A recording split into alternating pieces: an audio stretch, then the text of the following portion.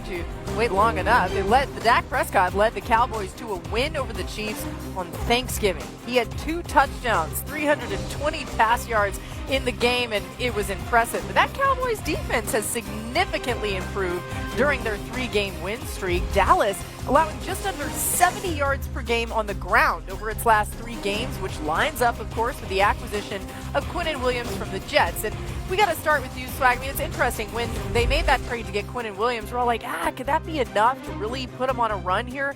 What has changed over the recent weeks, especially with Quinnen Williams joining the football? Well, they got Quinnen, but they also got some guys back. Mario and Overshawn has been huge for this team. But I think more importantly, man, and Boogie, you've heard me say this a bunch, man.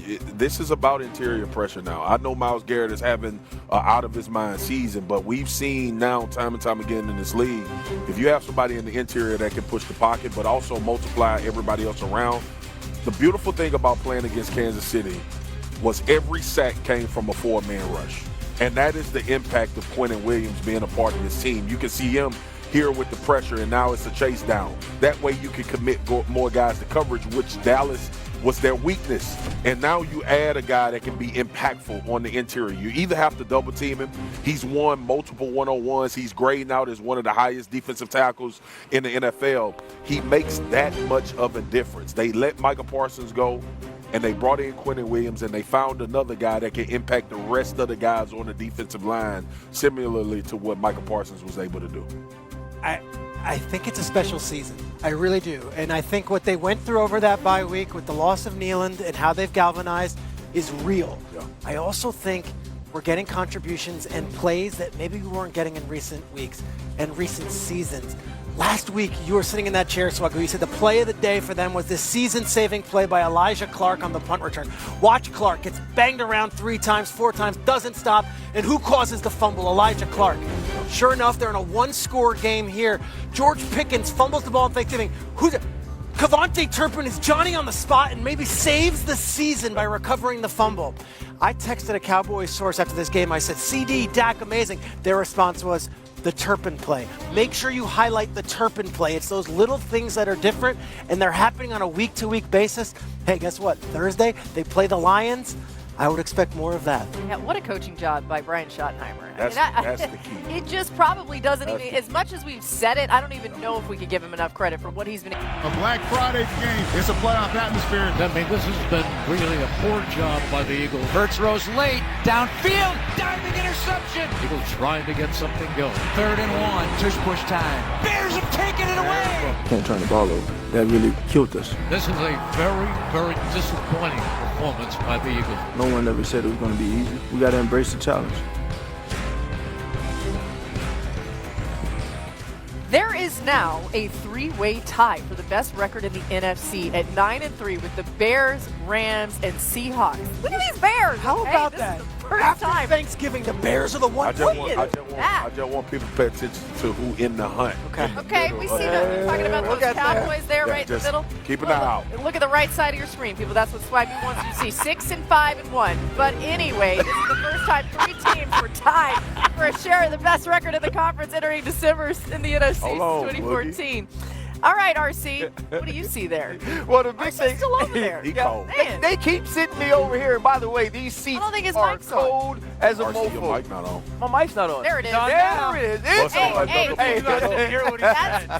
That's punishment for being over in timeout. Hey, I already know. Dan, listen, the Chicago Bears are one of those teams where people are thinking to themselves, are they really good? And they just continue to win. What's impressed you about the way they were able to go to Philly and walk out of there with the dub? I have not seen anybody push Philly around the way that the Bears did. I think the Bears are staking claim to the best run game in football. I think, 1, with the motion and personnel, they waste defenders. And then 2, they're moving defensive linemen. So here goes the tight end in motion. DJ Moore is at the fullback position.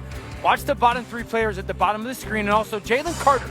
Jalen Carter gets moved 5 yards off the original line of scrimmage, and that motion leaves those 3 people. So you're not blocking 3 while also completely displacing one of the best defensive tackles in all of football. This time the tight end's at the fullback. Here comes the receiver in motion. Once again, we're going to waste people for the defense. Because DJ Moore is slicing backside and the tight end, 3 defenders are pulled. a defensive tackle is getting blocked into Quinyon Mitchell, who's covering the receiver in man-to-man, and you're just completely losing people from a defensive perspective. Tight end's going to come in motion. They're going to toss this ball to the tailback, but it's inside zone. So the defense, 5 guys are running outside to the perimeter thinking because of the toss, while you're chopping that backside defensive tackle, and there's another gigantic seam for DeAndre Swift to run through. I think all that stuff to look at with the motion, different personnel, and then the seams that are getting created while you're getting that vertical push, it's going to be brutal for teams in the back end of the stretch, and I think they're going to get into the playoffs. I think the beginning part of that is what Monangai and DeAndre Swift have become, similar to Jahmyr Gibbs and David Montgomery. Sure. And also, we credited Dan Campbell so much with the physicality and the culture of the offense in Detroit, but I feel like we see that from Ben Johnson now because he makes that come alive schematically. For me, they're like Allen Iverson, right? They're the answer. And you try to figure out, okay, how do you have this close game against the Minnesota Vikings? You find a way to get the huge kickoff return. Then we see Caleb Williams finish against the Giants. Well, when Jalen Hunt got this interception, I was like, okay, there's the play. Yeah. Right now, the Philadelphia Eagles will find a way. You have a Nashon Wright forced fumble on the tush push, and then you have a big run by Monangai to get them from within their own goal line. Yeah. And they continue to move the ball until you have a 4th and 5. And now you have a decision to make. And you go to Colston Loveland, right, your rookie tight end who started this season off slow, starting to come around and be a playmaker. And Monangai finishes with physicality in the red zone. To me, this team always has the appropriate response to adversity, which is very difficult for a young football team. And Ben Johnson is creating that sort of culture. I thought it was so impressive. They went into the defending Super Bowl champion's house. Quarterback played like a C game, and the game wasn't even close. I think that schematically, they stress you so much, and then physically, they stress you so much. They're a handful when it comes to defending the run. I want to say this about the quarterback, right? Because there was much of this game, he was below 50%. Sure. But when they needed plays from him with his legs and with his arms, he found ways to make those in critical football moments. And those are the things that Caleb Williams has to do to make sure this team can continue winning, Lord. Yeah, the Bears have won 9 of their last 10 games. 6-7. Pittsburgh up 7-3 at the half, but the Bills dominated in the second half, outscoring the Steelers 23-0. Fans not only booed, they chanted "Fire Tomlin." Take a listen.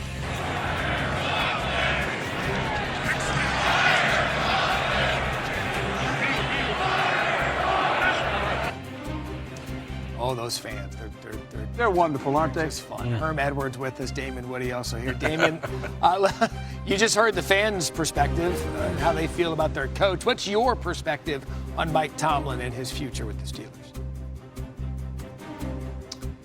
Yeah, listen, I think it's about time for the Pittsburgh Steelers and Mike Tomlin to part ways, and I still hold Mike Tomlin in high regard.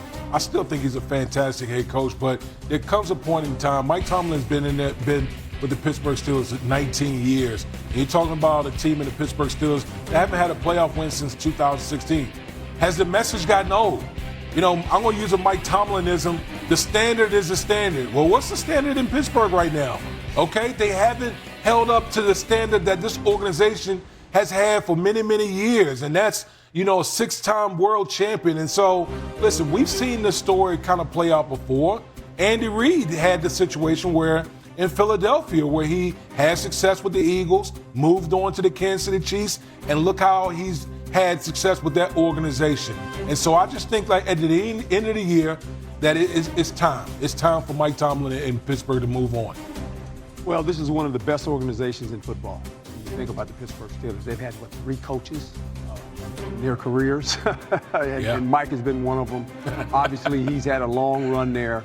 I think a lot of this will have to do with this organization meeting with Mike. And Mike might be tired as well. He might need to change the scene.